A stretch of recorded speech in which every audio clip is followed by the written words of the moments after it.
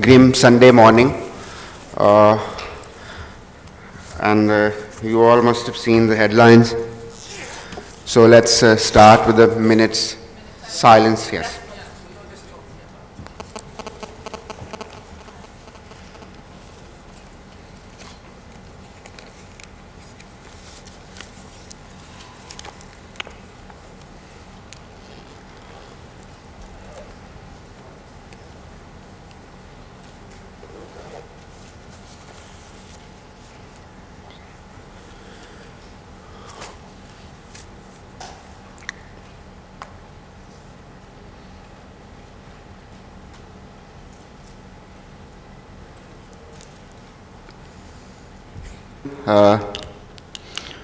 कुछ काफ़ी नौजवान और कुछ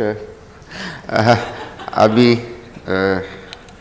जवानी की याद में जो हैं लोग वो राइटर हैं, and we call them new writers although मतलब and they're chosen quite randomly, I must say. There's like nothing, there's no method to it.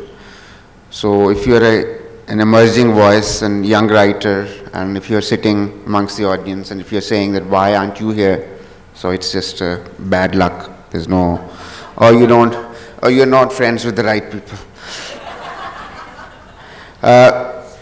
Shazaf Fatma hai, How It Happened, इनका पहला नॉवल है, बड़ी धूमधाम से छपा है और बड़े अच्छे उसके रिव्यूज़ आ रहे हैं, और उसके साथ साथ ये उस्ताद भी हैं, कराची के एक मशहूर बड़े स्कूल में ये अंग्रेज़ी पढ़ाती हैं।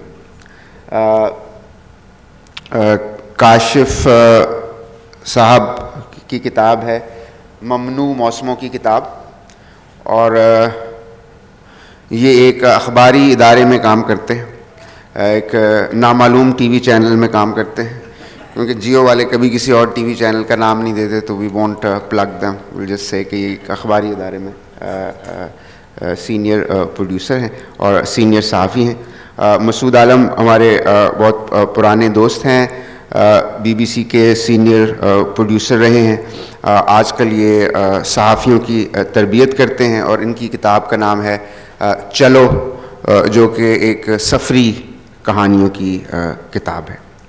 तो मेरा ख्याल है फॉर्मेट हमको इस तरह के रखेंगे कि हम थोड़ी सी रीडिंग करेंगे अपना, अगर आपने इनका काम नहीं पढ़ा तो आप थोड़ा सा इनका काम पढ़ के उससे वाकिफ़ हों, और उसके बाद हम इनसे कुछ बातचीत करेंगे, और फिर थोड़ी देर बाद ही हम ये ओपन कर देंगे। आप लोग इनसे अगर कोई सवाल पूछना चाहें इनकी तहरीर के बारे में, लिखने के बारे में, छापने के बारे में,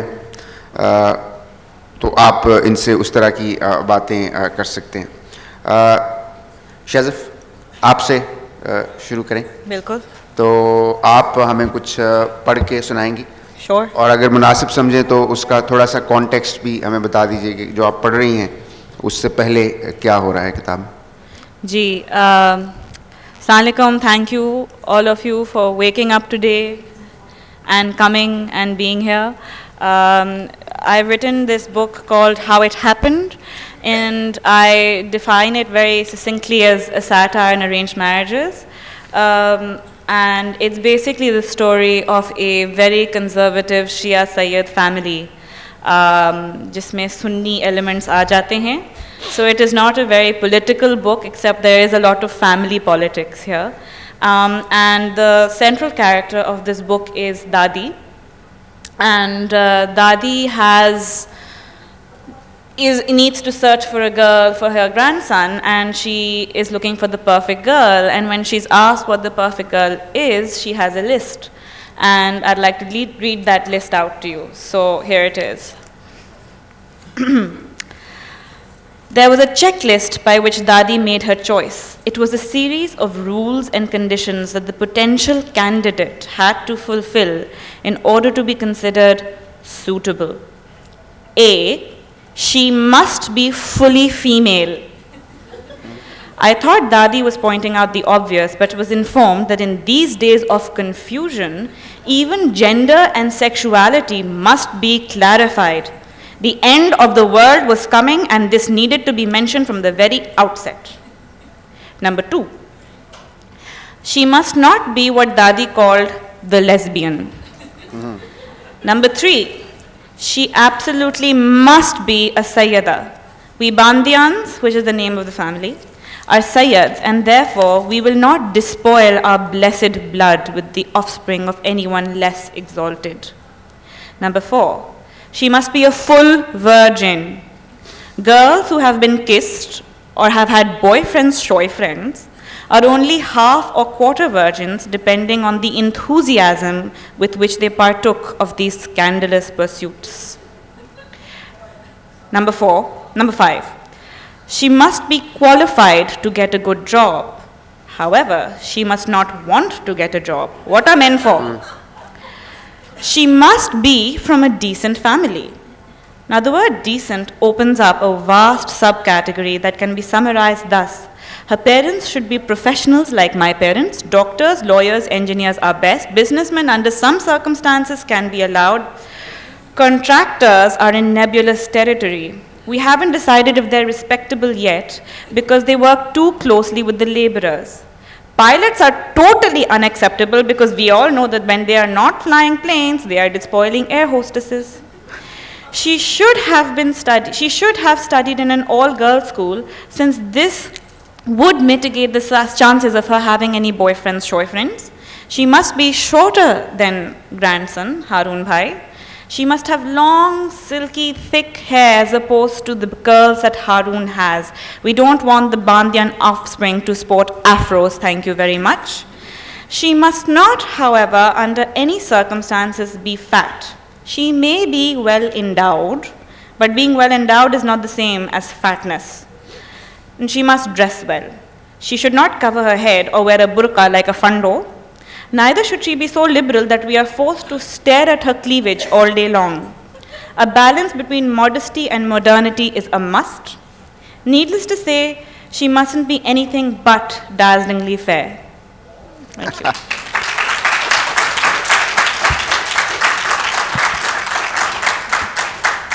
I like that shy friend. I think that's everyone should have a shy friend. Yes.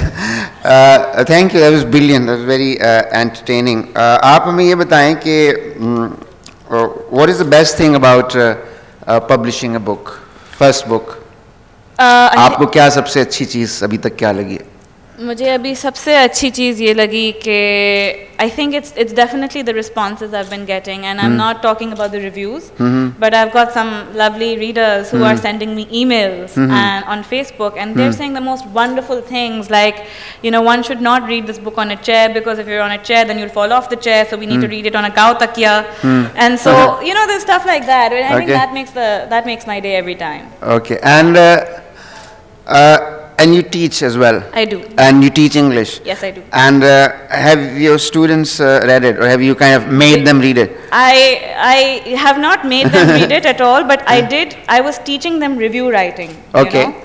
So what I did was I took one positive review of the book, and I said, so even if you haven't read the book, take some of the elements from the good review and write a terrible review. Okay. And so my students, obviously you give them homework, they don't want to do homework, right? But the next day they were sitting alert with printed pieces of paper, and they said stuff like, the only thing that is as tacky as her story is the cover of a woman with a plastic tiara. And they wrote brilliant reviews, scathing, you know, her prose, it is terrible, her writing, you know, she has lifted from Jane Austen. Who does she think she is? It was amazing. So, yeah. Have you lifted from Jane Austen? I have not. Well, I have celebrated Jane Austen because I have mentioned Jane Austen. Yes, who doesn't say kind of steal from Jane Austen, and it takes a genius to. There's a particular, so you can celebrate Austen. You see, I mean, the thing is that if I was lifting from Jane Austen's Pride and Prejudice would not be one of the books that my characters are reading. Right. So it's definitely a celebration of Austen, but it's not a lift from Austen. No, I think all kind of my personal thing is, I mean, I think there's also kind of that everybody kind of, you know, Yeah. steals. I mean, I do definitely. So But there's like no. अपने मुझे तो incriminate ना करें ना अपने उसमें. मैंने नहीं steal किया भाई. I will come back to you and ask you like about the most important question, which is like why does one write? But पहले काशिफ साहब आप हमें कुछ सुनाएंगे? कुछ नज़में आपको सुनाता हूँ। ये ताज़ा किताब है मेरी, इसमें से कुछ इसका नाम है ममनू मौसमों की किताब। मैंने सही नाम लिया? जी जी बिल्कुल। अपनी एक नज़्म है, इसका उन्वान है हम अपनी ज़िंदगी के लिए शुक्रगुज़ार हैं। अपनी ज़िंदगी के लिए हम एक कत्ल के शुक्रगुज़ार हैं जिसे मौखर कर दिया गया। अपनी ज़िंदगी के लिए हम एक कत्ल के शुक्रगुज़ार हैं जिसे मौखर कर दिया गया, वरना एक मोहब्बत थी जो हमने दिल में छुपा कर रखी हुई थी, और एक नफ़रत थी जिसका पता हम किसी को नहीं लगने देते थे। वाह वाह। वरना हमने वही कसूर किए थे जो मारे जाने वालों ने किए थे, वरना हमारे बापों ने हमारे मारे जाने की वजह हमारे बर्थ सर्टिफिकेट में दर्ज करा दी थी।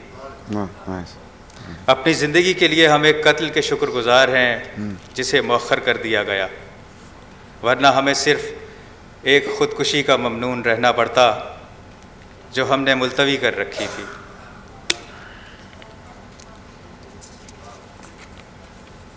एक और नज़्म है मारे जाने वालों के लिए।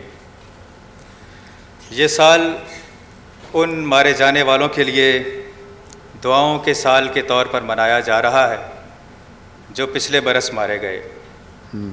ये साल उन मारे जाने वालों के लिए दुआओं के साल के तौर पर मनाया जा रहा है जो पिछले बरस मारे गए। अगले साल ये तमाम दिन मनाने के लिए नए लोग और सानहे तलाश किए जाएंगे। जब हमारे मारे जाने वालों के दिन 365 से ज़्यादा हो गए थे, हमने उन्हें एक शफ़ाक़ लकीर से तकसीम कर दिया था। जब हमारे मारे जाने वालों के दिन 365 से ज़्यादा हो गए थे, हमने उन्हें एक शफ़ाक़ लकीर से तकसीम कर diya था। अब उन मारे जाने वालों के लिए एक इलाके में सोग और दूसरे में जश्न मनाया जाता है। वाह।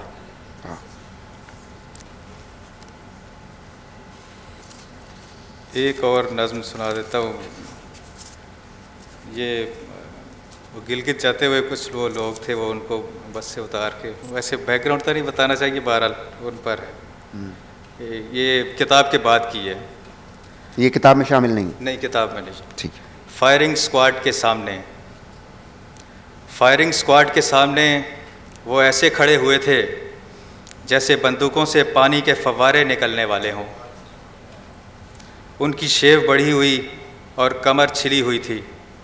खुदा की क़यामत से बहुत पहले उनके आज़ा ने उनके ख़िलाफ़ गवाही दी, वरना शनाख्ती कार्ड पर उनके नाम भी उन्हें कतार में खड़ा कर देने के लिए काफ़ी होते। वो ऑशविट्ज़ के यहूदियों से ज़्यादा खुश फहम थे और अपने ख़िलाफ़ गवाही देने के लिए ख़ुद शनाख्ती कार्ड ऑफिस गए। उन्हें ऐसे मारा गया जैसे वबा की शिकार भेड़ों को तल्फ़ किया जाता है। उन्हें ऐसे मारा गया जैसे वबा की शिकार भेड़ों को तल्फ़ किया जाता है। खुदा आवागमन पर यकीन रखता तो उन्हें अगले जन्म में दरख्त बनाता ताकि वो इतनी आसानी से गिराए ना जा सकते। मरते हुए वो उतना ही कलमा पढ़ सके जितना उनके कातिलों ने पढ़ा। वाह वाह।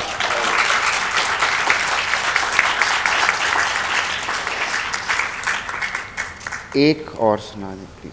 मैं बहुत दुखी कर दिया। रोमांटिक नज़्म सुना देते हैं। हाँ, कुछ रहम करें। किताब में से सुनाऊं या उसके बाद वाली? जो आपका दिल करे। अच्छा जी।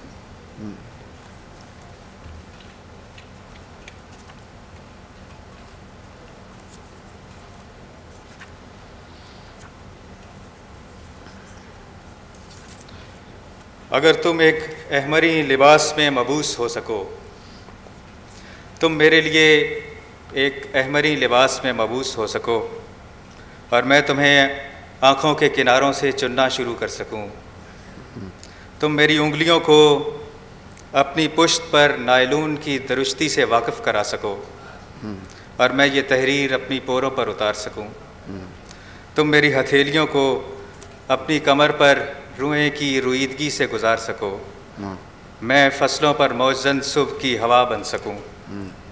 तुम अपने अहमरी लिबास पर बुनी महीन शरियानों में दमकते लहू से मेरी सांसों में उग सको। मेरी सांसें तुम्हारे लहू की खुशबू से अपनी नींव उठा सकें। तुम अपने होंठों से मेरा नाम पुकार सको और मैं कायनात की तहों तक गूंज सकूं। तुम मेरे लिए एक अहमरी लिबास में मबूस हो सको जिसे मैं एक चिराग के शोले से कता कर सकूं जो तुम्हारे अहमरी मलबूस से जलाया जा सके। वाह, बहुत बहुत खूबसूरत, थैंक यू। एक मुख्तसर सी रोमांटिक और आता है दो वाले। हाँ, सिर्फ ये देख रहा हूँ कि बच्चे तो नहीं बैठे हुए यहाँ पर। मुझे वो लिबास पसंद हैं, मुझे वो लिबास पसंद हैं जिनमें से तुम अभी अभी निकल कर बाहर गई हुई हो। मुझे वो लिबास पसंद हैं जिनमें से तुम अभी अभी निकल कर बाहर गई हुई हो और कुर्सियाँ जिनसे तुम्हारी मेहरबान पीठ अभी अभी उठी हो और पर्दे जिन्हें तुम्हारे हाथ छूते चले गए हों और अलमारियाँ और सिगार मेज़ जो तुम्हारी सांसें अपनी हिफाजत में रखते हैं और अलमारी में कपड़े जो तुम्हें समेटने की तमन्ना में बेकरार हो रहे हों और अलमारी में कपड़े जो तुम्हें समेटने की तमन्ना में बेकरार हो रहे हों और लिबास जिनमें तुम दाखिल होने का इरादा कर लेती हो। बहुत काशिफ, ये जियो वालों को पता है कि आप इस तरह की चीज़ें लिखते हैं? जी, जियो वालों को पता है कि आप इस तरह की चीज़ें लिखते हैं? नहीं, उनको मैं कतई शायरी नहीं सुनाता कभी के वो बहुत कहते रहते हैं मगर एक दिन किसी एक आदमी को मैंने कभी शायरी नहीं सुनाई। अच्छा, लेकिन ये कैसा है कि आप एक सहाफ़ी हैं और ज़िम्मेदार सहाफ़ी हैं और मुझे कभी कभी लगता है, मैंने पूछा था इनसे पहले, क्योंकि आजकल बाज़ टीवी पे जो ख़बरें आती हैं तो लगता है किसी शायर ने लिखी हुई हैं, they kind of always rhyme. तो मुझे शक था कि शायद ये वो करते हों, लेकिन उन्होंने मुझे बताया कि ये नहीं करते। लेकिन ये किस तरह का वो है कि एक आपका फुल टाइम जॉब है, करियर है जिस पे आप बहुत अरसे से काम कर रहे हैं और साथ साथ आप शायरी भी करते हैं, तो क्यों दो काम करने की क्या ज़रूरत है एक इंसान? देखो, मेरा ख्याल है कि सहाफ़त जो है वो काफ़ी रिलेटेड भी है लिटरेचर से और मैंने टीचिंग भी की, लेकिन वो मैं मोहल्ले में अखलाक के रूप में ख़ुद को ढाल नहीं सका, तो मैं वो टीचिंग छोड़ दी। सहाफ़त उससे निस्बतन बेहतर है, हालांकि शायर को तो वैसे आवारागर्दी करनी चाहिए और कोई काम तो नहीं करना चाहिए, सहाफ़त भी नहीं करनी चाहिए, लेकिन कुछ ना कुछ तो करना ही पड़ता है। दूसरा ये है कि जो मुझे सोशल कंसर्न्स हैं और जो मेरे दो बेसिक इश्यूज़ हैं उनमें से एक को बहुत बड़ी हद तक एड्रेस करती है सहाफ़त, जो मेरा काम है कि मैं न्यूज़ से रिलेटेड रहता हूँ और वो मुझे मिलती रहती है और उससे मैं बहुत ज़्यादातर तो दुखी ही होता हूँ जैसी ख़बरें हमारे यहाँ आती हैं। लेकिन ये कि मैं अब्रेस्ट तो रहता हूँ कम अज़ कम जो चीज़ें चल रही होती हैं। और फिर ये है कि जो मैं ये समझता हूँ कि मेरी पॉलिटिकल या सोशल कॉन्शियसनेस है वो नाइव नहीं हो पाती। अगर आप एक इन्फॉर्म्ड जर्नलिस्ट हैं तो वो नाइव नहीं होगी। You are not duped by circumstances और बाय थिंग्स और बाय हैपनिंग्स। तो मेरा ख्याल है उसमें ये मदद करती है, लेकिन हिंड्रेंस भी है काफ़ी हद तक, क्योंकि 8-9 घंटे उसमें काम करना पड़ता है। तो कभी कभी एक दिल में रौ चल रही होती है तो और बंदा चाहता है कि कुछ और करे, या जैसे कोई बारिश का मौसम हो तो कुछ और जी चाहता है या और होता है, लेकिन वो ड्यूटी करनी पड़ती है। तो हिंड्रेंस भी है और वो मददगार भी है। कभी ये होता है कि आप बैठे हुए अपनी न्यूज़ स्टोरी लिख रहे हों और साथ साथ ज़हन में एक कोई लाइन चल रही है? डेफिनेटली, बिल्कुल बिल्कुल। आप कब से और फिर पूछेंगे। पहले मसूद चलें, इनकी किताब का नाम है चलो और ये सफ़री कहानियों की किताब है, तो आप हमें कुछ इसमें से पढ़ के सुनाएंगे और कुछ थोड़ा सा कॉन्टेक्स्ट अगर बताना चाहें। ये कोई एक सफ़रनामा नहीं है, कहानियाँ हैं 10, और मैं उनमें से एक, उसमें से आपको जो अभी पढ़ रहा हूँ उसका उन्वान है मोटरवे से शरबत चौक। शरबत चौक एक जगह थी सरगोदा में, अब नहीं है, उसका नाम बदल के सिद्दीक अल फारूक चौक रख दिया गया। थोड़ा सा माइक में आ गया। जैसे अपनी पैदाइश के वाक़े को मुस्तनद करार दिलवाने के लिए कभी लड़कपन में लाहौर देखा था और दोस्तों के तंजिया जुमलों से तंग आकर VCR किराए पर लाकर फिल्म मुग़ल आज़म देखी थी, ऐसे ही जब मोटरवे से नावाकफियत का इकरार करना मेरे लिए बायस शर्मिंदगी होने लगा तो मैंने शेख मरवान की पेशकश को फ़ौरन कबूल कर लिया। हालांकि बहुत सोचकर कबूल किया होता तो भी बाद में पछताना ही था कि इस शख्स के साथ कुछ वक्त गुजारने के बाद हर जी रूह इस नतीजे पर पहुंचता है कि इसके साथ गुजारा नहीं हो सकता। इस उसूल से सिर्फ उसके बीवी बच्चे मुस्तस्ना हैं। बच्चे तो खैर मासूम हैं, कुछ अरसे में समझदार हो ही जाएंगे, लेकिन बीवी इतने बरसों से कैसे उसके साथ रहती आ रही है, ये एक ऐसा सवाल है जिसका जवाब सिर्फ वही साबर व शाकिर औरत जानती है। मरवान का असल नाम तो आमियाना किस्म का ही है, लेकिन उसकी हरकतें शुरू से ही अरब शेखों वाली हैं। सरगोदा जैसे छोटे से गाँवनुमा शहर में अव्वल तो पालतू जानवर का कोई वजूद ही नहीं होता था, सवाए शिकारी कुत्तों के जिन्हें नौकर चाकर पालते थे। वहाँ मरवान ने एक हिरन पाल रखा था जिसे वो कभी कभी स्कूल भी ले आता था। पैसे खर्चने के मामले में भी वो किसी असली शेख से कम नहीं था, बल्कि उसका कमाल ये था कि वो तब भी पैसे खर्चता जब उसकी जेब बिल्कुल खाली होती। नौजवानी में कदम रखते ही वो सरजमीन अरब जा पहुंचा और यारों की पेशगोई को सच साबित करने के चक्कर में आज भी वहीं है। बस जब पैसे ज़्यादा बचने लगते हैं तो उन्हें ठिकाने लगाने के लिए पाकिस्तान का रुख करता है और कुछ अरसे बाद दामन झाड़ कर वापस चला जाता है। आजकल उसने कुछ रेडियो चैनल शुरू कर रखे हैं जिनमें से 2 को तो उसने कभी खुद से सुना ही नहीं। उसका प्लान ये है कि हम मोटरवे से फैसलाबाद और मुल्तान जाएं और एक एक दिन वहाँ की रेडियो नशरियात सुनें। मुझे यकीन तो नहीं कि इन शहरों में कभी मरवान के रेडियो स्टेशन बनाए गए होंगे या बन गए तो अब भी मौजूद होंगे, और अगर हुए भी तो उन पर अब तक नशरियात जारी होंगी, लेकिन मुझे इस सफ़र में दिलचस्पी है और उसकी आखिरी मंजिल में, जो कि सरगोदा है। सरगोदा वो शहर है जिसने दुनिया को बेहतरीन किन्नू दिए हैं। कैलिफोर्निया और फ्लोरिडा के संगतरों का नाम इसलिए है कि उनके पीछे दुनिया की मार्केटिंग सुपर पावर का हाथ है, वरना उनमें इसके अलावा कोई खूबी नहीं कि पूरी फसल में एक रंग और एक साइज़ का फल उतरता है, मशीनों पर बनी मसनूआत की तरह। लेकिन अगर आपको तलाश हो ऐसे किन्नू और माल्टे की जिसका छिलका खुशबूदार हो और हर फांक रसीली हो और उसे मुंह में रखते ही जायकों की एक नई दुनिया से शनासाई हो, तो आप सरगोदा की मिट्टी पर भरोसा कीजिए कि दुनिया में इससे बेहतर किन्नू कहीं और पैदा नहीं होते। सरगोदा की एक और वजह शोहरत 65 की जंग में स्क्वाड्रन लीडर MM आलम की यादगार डॉग फाइट है, और दुश्मन के तीसरे और चौथे जहाज़ के गिराए जाने के दरमियानी वक्फे में मेरी पैदाइश भी।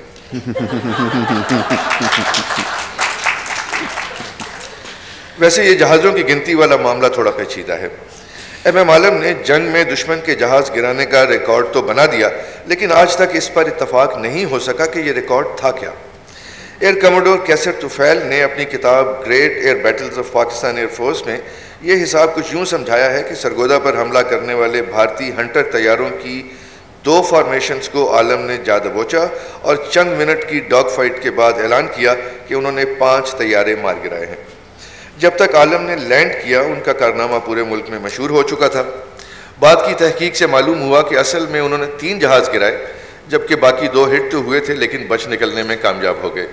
लेकिन तब तक तारीख लिखी जा चुकी थी और पाकिस्तानी लोग अपने हीरोज़ के कारनामों को कम होते देख भी नहीं सकते थे, इसलिए आज भी जोशीले लोग 5-7 जहाज़ आलम की इस डॉग फाइट के खाते में डाल देते हैं। शुक्रिया।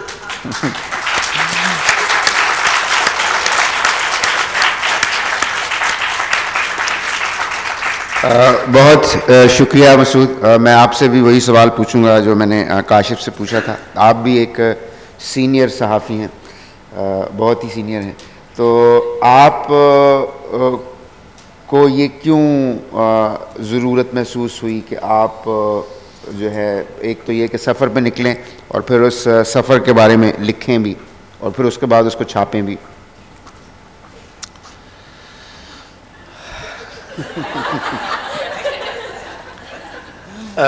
सफ़र करना एक शौक़ समझ लीजिए, अच्छा लगता है घूमना। और सफ़र से मेरी मुराद यकीनन वो सफ़र नहीं है जो आप किसी काम के लिए जाते हैं। आम तौर पर मैंने जो कुछ सफ़रनामे पढ़े थे जो हाल ही में लिखे गए, जब पिछले कुछ सालों में लिखे गए हैं, तो वो आम तौर पे इसी तरह के होते हैं जिनमें आप किसी काम से कोई कॉन्फ्रेंस अटेंड करने के लिए आप जाते हैं और साथ में एक सफ़रनामा भी लिख डालते हैं उस जगह का। लेकिन सिर्फ सफ़र करने की खातिर, सिर्फ एक नई जगह देखने, नए लोगों से मिलने की खातिर वो एक था, अभी भी है। जब भी मौका मिलता है मैं वो करना चाहता हूँ। और लिखना, मुझे नहीं पता मैं क्यों लिखता हूँ, दिल चाहता है। और मैं आम तौर पे सफ़र करता हूँ तो उस दौरान ही ज़्यादा लिखता हूँ। छापने का मुझे बिल्कुल शौक़ नहीं था, कभी नहीं रहा। और अच्छा ही था वैसे ये, क्योंकि छप भी गई तो मुझे उसके बाद ये सारा एहसास होना शुरू हुआ कि पाकिस्तान में एक उर्दू की किताब का राइटर होने का क्या मतलब है। आपको इस मुल्क में जो कि 18 करोड़ अगर इसकी आबादी है, और अगर मान लीजिए कि 10% लोग भी अगर इसके उर्दू लिखना पढ़ना जानते हों और उनके पास इतने पैसे भी होते हों कि 300 रुपये की किताब ख़रीद सकें, तो वो भी कोई कितने बनते हैं, कोई मेरा मैथ आपको बता, करोड़ से और 1 करोड़ 80 लाख, और उनमें से 500 से ज़्यादा किताबें बिकती नहीं है यहाँ पे। तो पब्लिश करने का मुझे कोई ख़ास वो नहीं था, लेकिन बहरहाल लिखने का मुझे वो रहता है कि जब मैं ट्रैवल कर रहा हूँ तो मैं ग़ालिबन अपने लिए लिखता हूँ मैं। और मुझे उसी में मज़ा आता है कि मैंने उसे लिख लिया और बस मेरे लिए वो चीज़ पूरी हो जाती है। सफरी कहानियाँ क्यों? और भी तो कुछ आप और कुछ किया नहीं मैंने सफ़र के आप हमारी जनरेशन के जो लोग हैं उन्होंने सफ़रनामे हमारे ज़माने में शुरू हुए थे, तो हो सकता है कि इसका कोई असर रहा हो आप पे कि आपने सफ़रनामे वो जो हम लोग नौजवानी में पढ़ा करते थे, जिसकी वजह से और भी बहुत सारे लोग जो हैं वो घरों से निकल के चल पड़े थे इधर उधर। ये सारा कसूर मुस्तनसर हुसैन तारड़ का मेरा ख्याल है वाकई उन्होंने जो उसको एक रुमान दिया था सफ़र को, मेरा ख्याल है कि और मेरी जनरेशन में शायद, और आज भी उसके बाद क्योंकि कुछ और लिखा भी नहीं गया तो आज के बच्चे भी शायद वही पढ़ते होंगे, मुस्तनसर तारड़ को ही पढ़ते होंगे।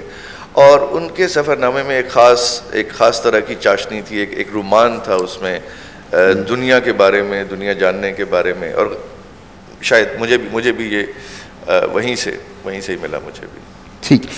शज़फ, इन्होंने बात की अभी कि उर्दू में लिखने से ऐसे होता है। आपकी उर्दू भी बहुत अच्छी है, मुझे पता है।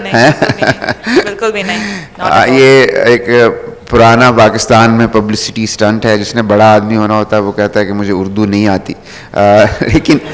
लेकिन कभी आपने ये कभी सोचा था कि आप उर्दू में भी लिखें, या कभी लिखा है आपने, या that was never? इसलिए कि from class 6 we were told you are not supposed to speak in Urdu, you are supposed to write and speak in English because you have to pass your O levels and you have to pass your A levels and then you have to go to university which will be English. So yes. So what kind of books do you read yourself? Where is your kind of? Well, latest book I've been reading has been Burnt Shadows by Kamila Shamsi. But I really enjoy reading humor and P.G. Woodhouse and Irma Bombeck and Gerald Durrell and yeah, I mean people who make me laugh. And your book is very funny as well.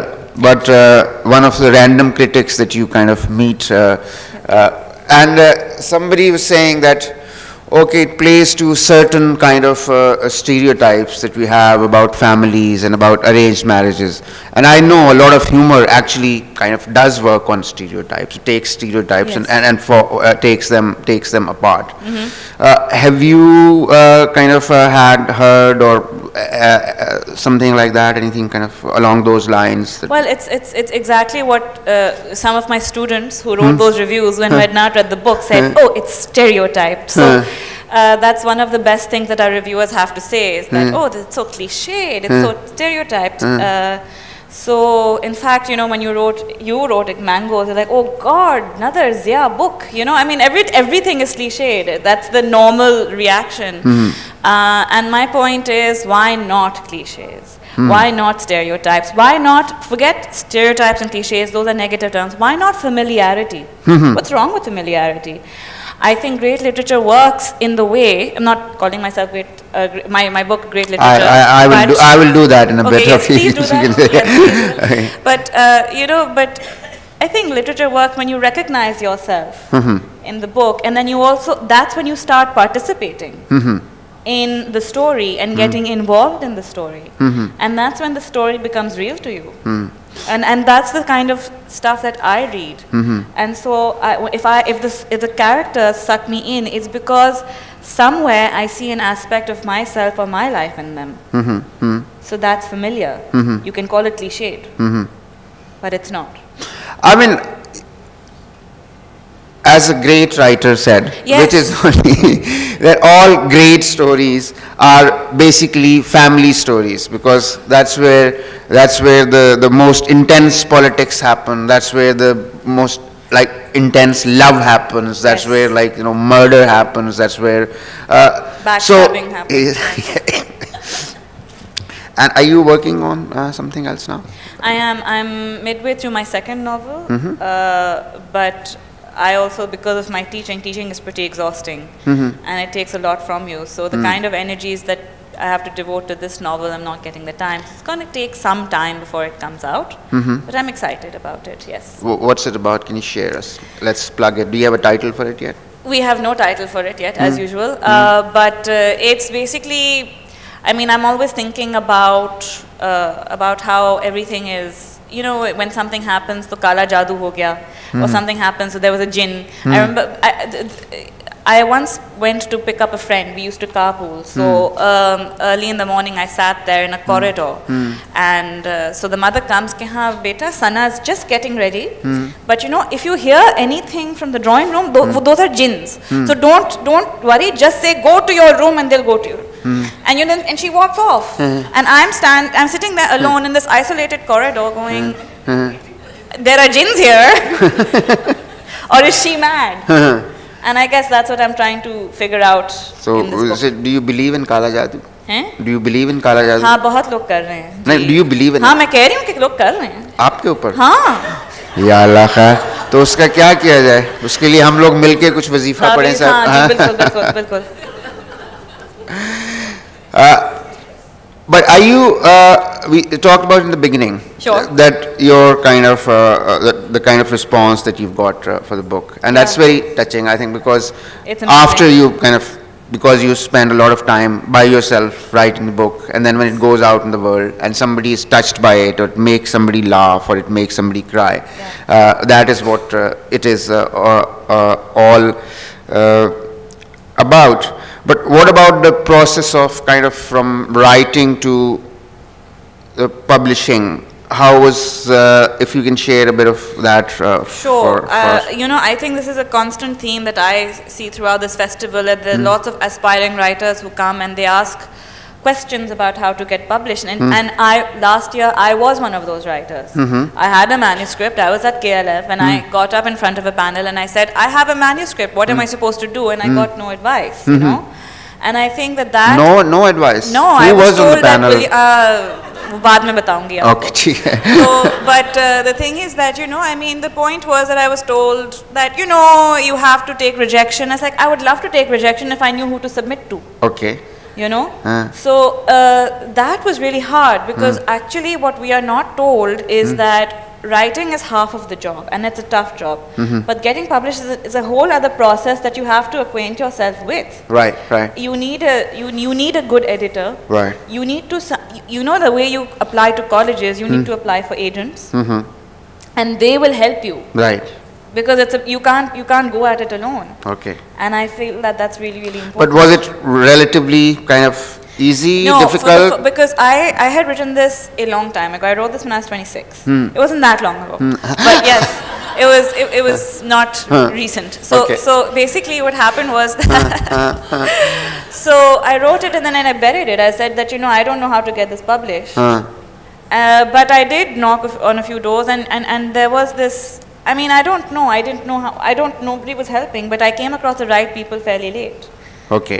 And so when I did, you know, I mean, but the point is that you have to be stubborn and you have to sort of. Sorry, बेटा क्या कह रही हैं? She's saying hurry up and. अभी time है ना? हाँ, हमारे पास टाइम है. बस किसी के पास मैन्यूस्क्रिप्ट है कोई, since she mentioned, so kind of we can solve that problem अभी फौरन, ताकि बाद में 4 साल बाद शिकायत ना करें आप लोग. आपकी काशिफ कुछ नज़में जो हैं जो आपने नहीं पढ़ी यहाँ पे, मुझे लगता है कि आप कहानी लिखने वाले थे और वो नज़्म बन गई है, उसमें कैरेक्टर भी होता है, उसमें सेटिंग भी होती है. तो क्या ऐसे वाकई होता है कि आपके ज़हन में कहानी थी जो नज़्म बन गई, या नहीं? ये बिल्कुल दुरुस्त बात आपने कही, और मेरा ख्याल है मैं अपनी सुस्ती और वो अदीमुल फुर्सती की वजह से, यानी जो टाइम मुझे नहीं मिलता उसकी वजह से मैं शायरी करता हूँ, वरना हो सकता है मैं फ़िक्शन लिखता. और दूसरी चीज़ ये है, आपकी बात पर साथ करते हुए मैं ये कहूँगा कि मैं पढ़ता तो फ़िक्शन ही हूँ. तकरीबन 90% मेरा टाइम जो रीडिंग का है वो फ़िक्शन रीडिंग के लिए डिवोटेड है. और मेरा ख्याल है वेस्टर्न फ़िक्शन जैसी कोई चीज़ मैंने अपनी ज़िंदगी में दरियाफ़्त नहीं की, उस जैसी उम्दा चीज़. और जो हमारा कंटेम्प्रेरी वर्ल्ड है, इसकी बेस्ट रिप्रेजेंटेशन मैं ये समझता हूँ, बतौर एक शायर होने के एक शायर होने के बावजूद मैं समझता हूँ कि उसकी बेस्ट रिप्रेजेंटेशन फ़िक्शन में ही है, वेस्टर्न फ़िक्शन में है. तो वेस्टर्न फिक्शन से आपकी क्या मुराद है? वेस्टर्न फिक्शन ज़ाहिर है फिक्शन वेस्ट की इजाद है, तो वेस्टर्न फिक्शन ही हमारे यहाँ उस तरह वो रूटेड नहीं हो सका, जड़ नहीं पकड़ सका. ये थोड़ा सा ज़रा हमें खुल के बताएं कि क्या फिक्शन जो है वेस्ट ने इजाद किया है?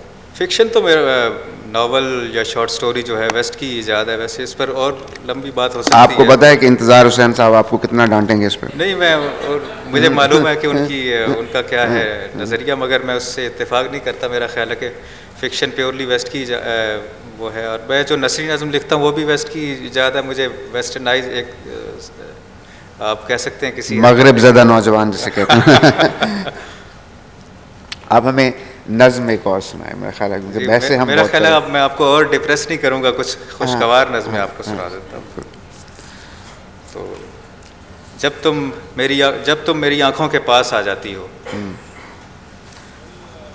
जब तुम मेरी आँखों के पास आ जाती हो, एक ख्वाब मेरे दिल के करीब होने लगता है, और एक सुर्ख बूंद मेरी उंगलियों की पोरों में सरकने लगती है, ताकि तुम्हारी कमीज़ पर बने हुए किसी फूल को छू सके, या किसी उधड़े या अच्छी तरह सिले हुए टांके को महसूस कर सके. मेरी आँखें तुम्हें रोकने की कोशिश में बेवकार होने लगती हैं, और मेरे बाजू तुम्हें थामने से इनकार करते हुए शल होने लगते हैं. जब तुम मेरी आँखों के पास आ जाती हो, एक ख्वाब मेरे दिल के करीब होने लगता है, जैसे वो कोई बारूदी सुरंग हो और दिल कोई आबदोज़. क्या वाह वाह, क्या बात. एक और सुनाएं आखिरी. एक किताब के बाद वाली सुना जी. तुम अब भी वैसे ही मुस्कुराती हो, तुम अब भी वैसे ही मुस्कुराती हो, और तुम्हारे होंठ मोहब्बत के पहले हर्फ को चूमते हुए महसूस होते हैं. मैं तुम्हारी तमाम मुस्कुराहटों पर नज़्म नहीं लिख सकता. मेरी ज़ुबान ने अभी तक वर्टिकल स्माइल के लिए कोई लफ्ज़ ईजाद नहीं किया. अगर मैं कोई बच्चा होता तो तुम्हारे होंठों के गिर्द कौसे बनाती हुई लकीरों पर उंगलियां फेरने के लिए हाथ बढ़ाता. लेकिन औरतें एक उम्र के बाद हमें बच्चा समझना छोड़ देती हैं. औरतों को समझाने के लिए मैं हमेशा अल्फाज ढूंढता रह जाता हूँ, वरना मैं तुम्हें समझाता कि एक फूल तुम्हारी मुस्कुराहट की खुशबू पर मेरे सीने में उग आया है, और जो तुम्हारे बालों और कांधे के दरमियान बहुत खूबसूरत लगेगा. जब मैं तुम्हें कोई बात समझाने लगता हूँ, मेरी ज़बान पर कांटे उग आते हैं, और एक फूल उन पर मजरूह हो जाता है, या शायद एक बच्चा तुम तब भी वैसे ही मुस्कुराती रहती हो। बहुत खूबसूरत, बहुत शुक्रिया काशिफ। मसूद, 2 सवाल। एक मुझे याद है आपकी किताब में जो एक कहानी है उसमें आप जाते हैं नॉर्दर्न लाइट्स की तलाश में, वो कुछ हमें बताएं कि वो क्या चीज़ है और आप क्यों उसके पीछे गए थे और क्या आपको वो मिली कि नहीं मिली। ये पब्लिश करने की भी आप बात कर रहे थे। पब्लिश करने के कुछ ट्रिक्स होते हैं। हाँ। जिनमें से एक मुझे पता चला था ये है कि आप अपने सफ़र को कोई मकसद दे दें, कोई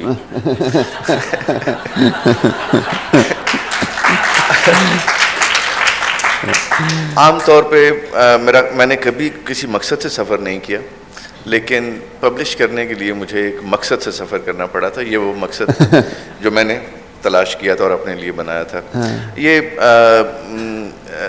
बड़ी मज़ेदार चीज़ होती है जी, बड़ी खूबसूरत चीज़ होती है। वैसे नॉर्दर्न लाइट्स अगर आपको कभी उसी तरह से देखने को मिल जाए, जब आपको नहीं तलाश होती उसकी, तो अमरीकी बाज़ रियासतों में भी कभी कभी किसी मौसम में दिखाई दे जाती हैं, कनाडा में दिखाई दे जाती हैं। ये होता क्या है? मैंने पढ़ा भी है, लेकिन फिर दोबारा ज़रा बताइएगा।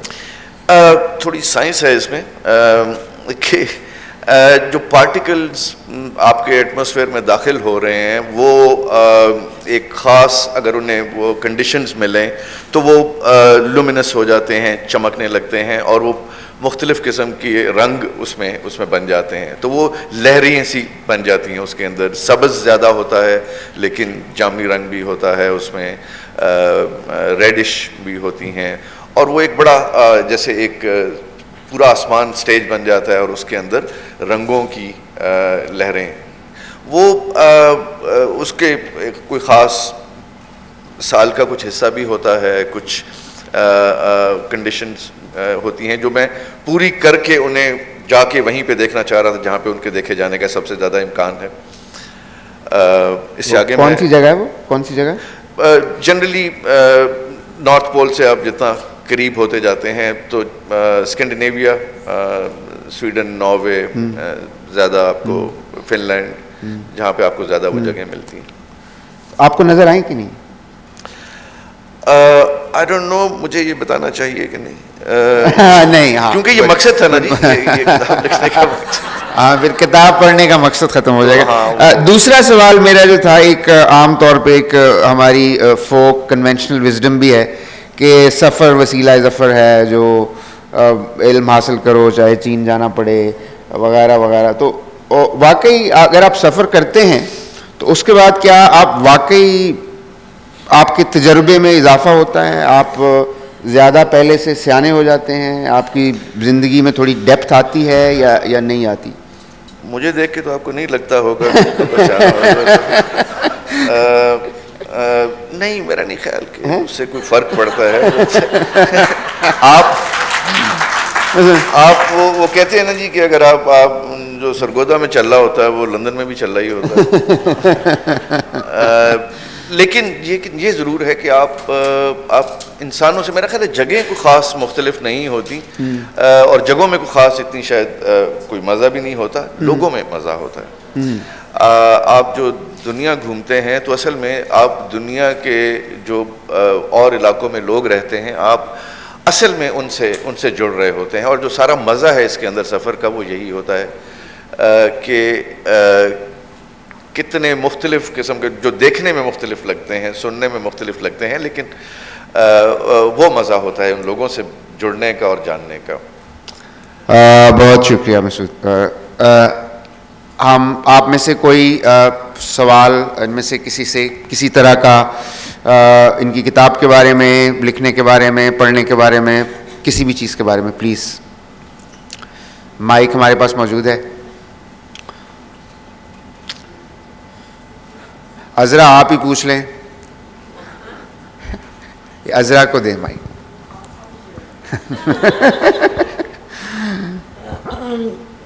तुम्हारा कुछ सब पढ़ा, कुछ लोगों से मैंने तारीफ भी सुनी, तो अच्छा लगा मुझे। हाँ।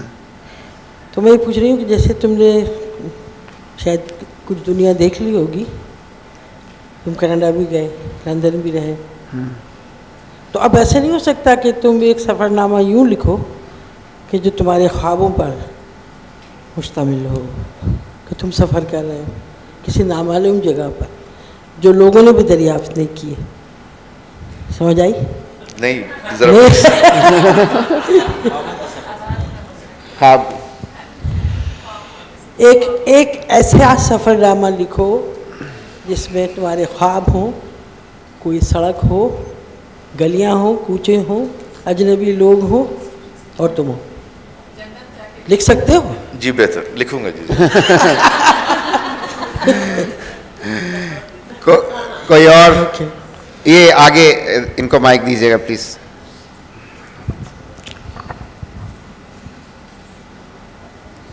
अस्सलाम वालेकुम। ये सवाल आपसे है कि थोड़ा अजीब सा सवाल है, लेकिन प्लीज़ बेयर विद मी कि जब आप ये लिखते हैं अब इस पॉलिटिकल इस किस्म की ट्रेजेडीज़ पे आप जब शायरी करते हैं तो ये टेक्निकली कहते हैं ये कथारसिस के लिए है, लेकिन जो रीडर्स पढ़ते हैं उनके लिए तो वो चीज़ दोबारा ज़िंदा हो जाती है। क्या आपके लिए भी ऐसा नहीं होता कि जो उस वक्त आपकी जो कैफियत थी वो हमेशा के लिए रिकॉर्ड हो जाती है और जब आप दोबारा पढ़ते हैं वो दोबारा वही कैफियत आप पे तारी हो जाती है जो उस लम्हे में थी? वाह, what a good question, thank you. बहुत अच्छा सवाल। वो बाज़ कैफियत ऐसी होती हैं और लोग तो अब खुशियों का मीनार बनाना चाहते हैं। मैं ये समझता हूँ कि वो कुछ ऐसी ट्रेजेडीज़ और उन पर मेरी फीलिंग्स भी इतनी मोहतरम है कि मैं उनका भी मॉन्यूमेंट बनाना चाहता हूँ। उसके लिए मैं उसे शायरी करता हूँ। मेरा ये बात सिर्फ एक हद तक ही दुरुस्त है कि किसी ट्रेजेडी पर या किसी अफसोसनाक वाक़े पर शायरी करने से कैथारसिस हो जाता है। ये बात सिर्फ एक हद तक ही दुरुस्त है, यानी मुस्तकिलन दुरुस्त नहीं है, कैथारसिस होता नहीं है। और जब आप उस पर नज़्म एक तख्लीक कर लेते हैं या एक फ़नपारा तख्लीक कर लेते हैं तो वो एक लिविंग मॉन्यूमेंट होता है। वो जब आप उसको पढ़ते हैं तो वो ट्रेजेडी भी ज़िंदा हो जाती है। और दूसरा ये है कि वो आवाम तक भी या दूसरे लोग जो भी पढ़ते हैं उसको उन तक भी वो पहुंचती है वो फीलिंग। और लेकिन ये तो बेसिकली इसका मकसद जो पॉलिटिकल नज़में हैं उनका मकसद तो एहतजाज है और ज़ाती एहतजाज में हबीब जालिब की तरह मैं अवामी शायर तो नहीं हूँ, लेकिन मैंने इस किताब के दिबाचे में भी लिखा है कि अगर मसलन मैं बहुत पेचीदा किस्म की लोग समझते हैं कि शायरी करता हूँ, यानी थोड़ी मुश्किल भी होती है, लेकिन जब पॉलिटिकल मामलात आते हैं तो मैं अपनी शायरी को मैं ये भी पसंद करूँगा कि जैसे ग्राफिटी आर्ट होता है तो मैं दीवार पर लिखी हुई तहरीर बना देने से भी मुझे कोई इसमें वो नहीं है कि दीवार पर लिखी हुई तहरीर जैसी होती है वैसी भी हो जाए शायरी तो कोई हर्ज नहीं, जैसे हमारे पॉलिटिकल हालात हैं। Thank you very much. कोई जी? My question is for Shazaf. Shazaf, this was a very brave book about very brave women. Thank you. So, do you think that this trolley culture, will this go away when the men start taking a stand against it? Because it's on them. They're the ones that have to discourage their No, mothers. we should make them serve the trolley, Yes. shouldn't we? When will that happen? I think it's going to take some time. I don't think it's going to change. And I think the people, I think it is not a book against men, you know. It's also that the men suffer in this process as well. If women are stereotyped, if women are made to act in a particular claustrophobic, contrived way, then so are the men. And I think that, you know, it's not wrong to fall in love. And it's not wrong to sort of get to know a person before you marry them. In fact, that's the whole point of getting married. So I think that जब तक ये समझ में नहीं आएगा लोगों को, I think this whole ये लड़कियाँ बरामद हो रही हैं, आप देख रहे हैं, you know, that will still continue. I don't think it's going to change for a while, but it is slowly changing. And I think यही है कि I think women have to stop playing that subservient role. No, we won't serve you a trolley. Eat before you come, you know. Thank you for that. It's brilliant. Last question. कोई जी?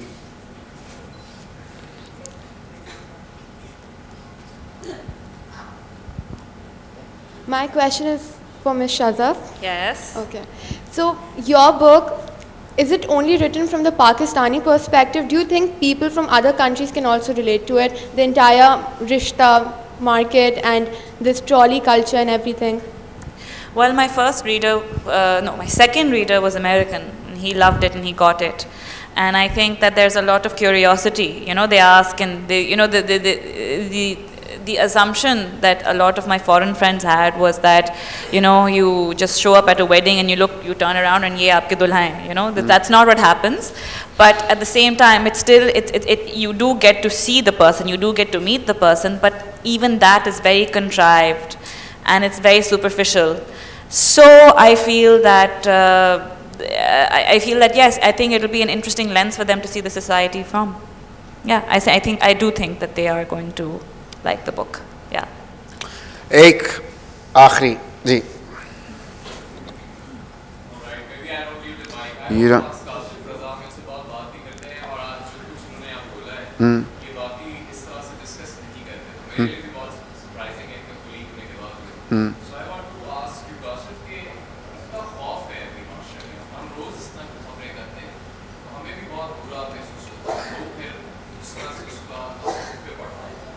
सबसे ज़्यादा खौफ किन चीज़ों से लगता है?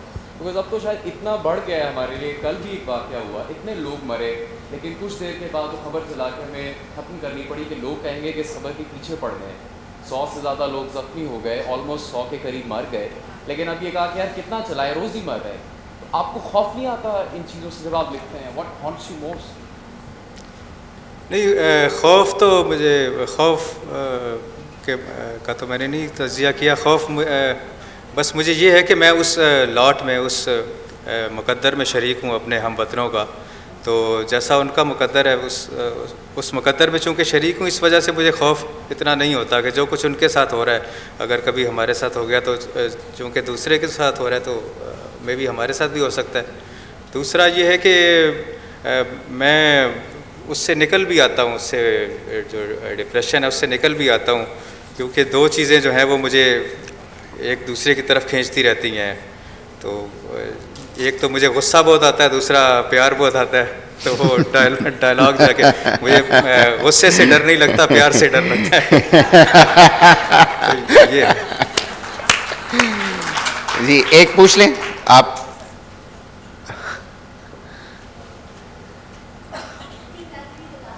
Okay, जैसे आपके इससे पहले कि हम लोग को निकाल दिया जाए इस कमरे से, मैं सिर्फ काशिफ साहब से एक सवाल पूछना चाहूँगा कि इनकी बहुत जो शायरी है वो बहुत स्ट्रॉन्ग है और बहुत लोगों को बहुत चीज़ें याद दिलाती है. इनकी रोमांटिक शायरी पे मेरा सिर्फ एक सवाल ये, लड़की से डरते क्यों, उसके फर्नीचर के पीछे क्यों पड़े हुए? काशिफ भाई आप जाने और ये जाने, मैं तो चला. नहीं, मैं भी काफ़ी शायर आदमी हूँ वैसे. तो वो सारी जो बातें हैं वो मेरे अंदर ही रह जाती हैं, जो होती हैं. वो ऐसी नहीं कि वो कोई शरीफाना बातें होती हैं, बड़ी संगीन भी बातें होती हैं, लेकिन वो मुझ तक ही रह जाती हैं. तो वो शायरी पर में हम don't under estimate the kind of the lure of inanimate objects please, उसमें बहुत रोमांस होता है. Okay, thank you so much, thank you, खुदा हाफिज़.